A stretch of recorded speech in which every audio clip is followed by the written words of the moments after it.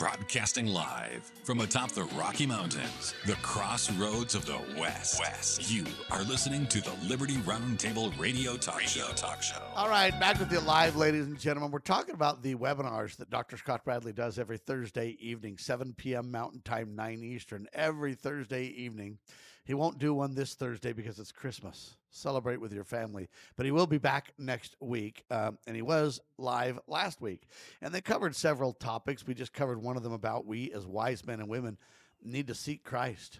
And when we do, our lives go well, and we're blessed, and there's great, great wisdom in that. That's why they were called the wise men, right? Anyway, be a wise man or woman in your time, in your day, and seek Christ and seek to do his will. I digress, except to say one of the things that's really important to understand, too, in America, they want you to believe that it's racist or hate-filled or something like that, to not want illegal immigration. And that's something really important to understand. And the problem is that those who come illegally, some want a better life. But, hey, it's cheating. And Tom Holman spoke at our event, TPUSA, and did a great job. And he said, look, if you come to America illegally, you're cheating because you're skipping the line. You're not following the principles. You're okay. And how do we expect you to be a law-abiding person when you're here if to get here you're not law-abiding? And I think it's a wise point. And so we really need to talk about this citizenship issue a little bit.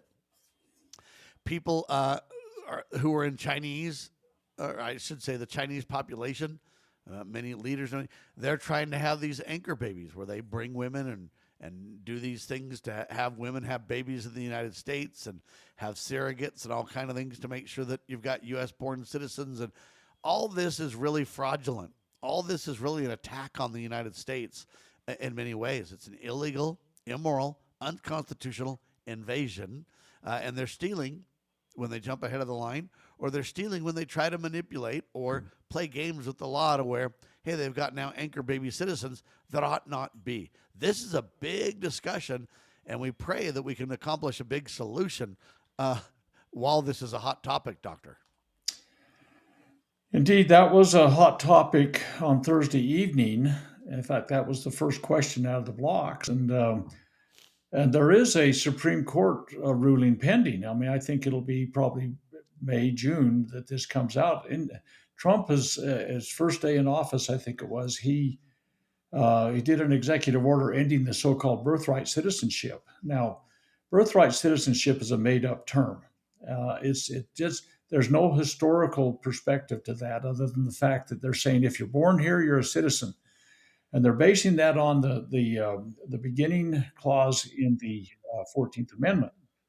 And they go back to the 1898 decision, the ARC decision of the Supreme Court, which said that, okay, so what it was is Chinese parents that were here legally and everything was cool. They were under the jurisdiction of the United States because they came in the front door the way that was constitutional. They said the child that was born there was a citizen because of that. And that's much more in keeping with the fact that they were abiding by the rules to get here. But the original concept of natural born citizen was a concept that came out of the Law of Nations by Vattel. He published it in 1758 and got translated in English in 1760, and the Founding Fathers had it basically from that point, those that became the Founding Fathers anyway. At any rate, natural born citizen is anybody that is born wherever they're born, their citizenship follows their father's citizenship, okay? And the reason for that, just to be really clear, it has to do with allegiance, right? It does. And again, now this is a side trip, but we have many people that have dual citizenship. And, I don't think that should be allowed either. Especially someone that's in office. Who are you really, where do you run your allegiance? And if you look at the oath of office or oath of citizenship that happens, you renounce all previous alliances. And let's be clear, not because we hate them, not because we don't want them to do well, not for any of those reasons, except for, God wants an eye single to his glory. We agree with that principle, 100%. But we also want the same thing in your country alignment. If you're in office and you're, say, whatever citizen and the United States citizen, your decision making. Whose bidding are you doing, right? Absolutely. In fact, we have had in the state of Utah, in our own legislature in the state of Utah, an individual that was working for the president of Mexico while she was sat in office. Her employment was to facilitate immigration to Utah. And of course, our governor, we've had really, really bad governors for a lot of decades. But they were facilitating things that were unconstitutional to violate the Constitution. And so they work with somebody that's employed by the president of Mexico in the Utah legislature, and laws get passed that are contrary to what is the benefit of this state and of course the nation. So, anyways, citizenship came with the citizenship of the father. So, if someone was born here, according to the founding fathers' original definition, somebody is born here to someone from France, for example, the country is their place of birth, but not their citizenship. The dad's citizenship to France is what the child is bestowed upon them. And if that child wants to become a citizen of the United States, there's laws and rules and guidelines of how that can happen, right? There's absolutely processes for that. And someday, if you're interested, we could do, I know time always flies when I'm jabbering away, but we could do something about how clearly and specifically defined that has been and is currently, and why some people you might think could run for president aren't constitutionally authorized based on the natural born citizen thing out of Article 2. But so the Supreme Court's going to rule on this, and I think there's a chance if they actually follow the Constitution. And by the way, the guy, his name was Senator Jacob Howard, I believe he's out of Minnesota. When this amendment was written, he specifically excluded aliens that are here and have children. He says this is not going to apply to that. Well, the ARC thing slightly modified that in 1898. But How do you think the Supreme Court's going to go on this? Do you think they're going to get it right? I think so. I think that they're going to. I think that they have a really. If they're going to read the plain English words of what the intent of this was from the very beginning, I don't know how they can't. But again, I've got to sometimes temper my enthusiasm. They usually find a way to split hairs and try to give a little bag of candy to everybody, right? But honestly, I think if they follow the Constitution, they're going to give Trump a defeat on something else. His tariff things. I mean, if you read clearly Article 1, Section 8, that's a congressional responsibility. And he says we're going to fail as a nation if they rule against me. But no, but I also see that he's got another weasel worded way of keeping going with what he's trying to do. We won't fail as a nation. What we need to do is bring Congress into the process. I've been saying that forever. Congress has done nothing for this last year that I can really see of major significance, a benefit to the country.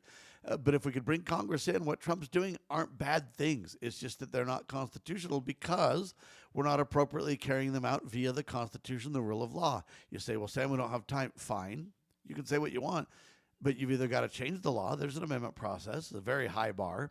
But I say that the way we're going to do the best, the way we're going to be the safest, the way the country's going to remain intact and viable, if you will, is by obedience to the Constitution, not the contrary. And let's just take an example with this 1776 warrior dividend thing. That was another question that came up. Great. I mean, we're going to give $1,776 to our military personnel. But it violates Article 1, Section 9, Clause 7, because there was no legal authorization for that Congress was supposed to create under Article 1, Section 7. I mean, these kinds of things, you can't just, he says, well, I'm pulling it out of our tariff stuff. Well, first of all, you're tariffing unconstitutionally. Second of all, you're giving away money that's not yours to give, and it wasn't legally authorized through a constitutional process. And the point is, sometimes it's not even what we're talking about that's so bad. It's the way we go about it that's a problem.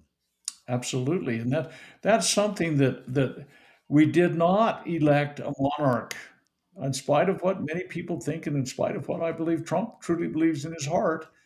He's not a monarch. He has limits and bounds, checks and balances.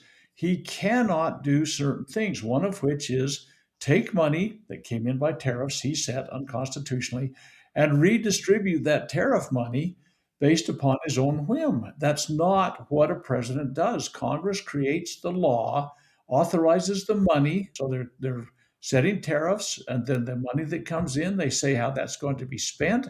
It's not a personal goodie box for Trump Think to about buy it this votes. way. Imagine if Sam Bushman walks up to the ice cream counter and I just reach over and grab a big scoop of ice cream and eat it. That's stealing. On the other hand, if I say to the clerk, hey, can I sample that ice cream? And they say, sure, of course. And then I get a sample and I eat it. That's not stealing. It isn't that eating the ice cream is bad either way. It's how we go about these things that we're talking about here. We need to go about them per the supreme law. And when we do, things go well, things go right. We're blessed. We're protected. We prevent many crises. When we do it the wrong way, I just reach across that counter and grab that ice cream and eat it. Hey, there's all kinds of problems. And you can't just say, well, Sam, it's just a little bit of ice cream. No, that isn't the point. The principle is not only do we got to do the right things, but we got to follow the right way of doing those right things, right?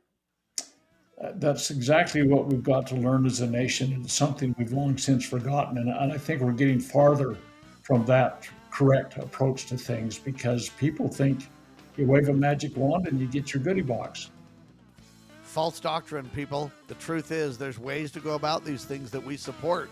You just got to do it right, ladies and gentlemen. I'm telling you that right now. If you want to follow Dr. Scott Bradley, freedomsrisingsun.com is his website. Sign up for his weekly webinars and learn about his collegiate series to preserve the nation. Also look for Freedom's Call just about everywhere, and you can watch the webinars after the fact. They're a tremendous breakdown of real issues, real topics with solution-oriented principles undergirding everything. Dr. Scott Bradley, everybody. I'm Sam Bushman, wishing you a Merry Christmas. Thanks so much for being alongside for the ride. We're syndicated by lovingliberty.net. God save our republic.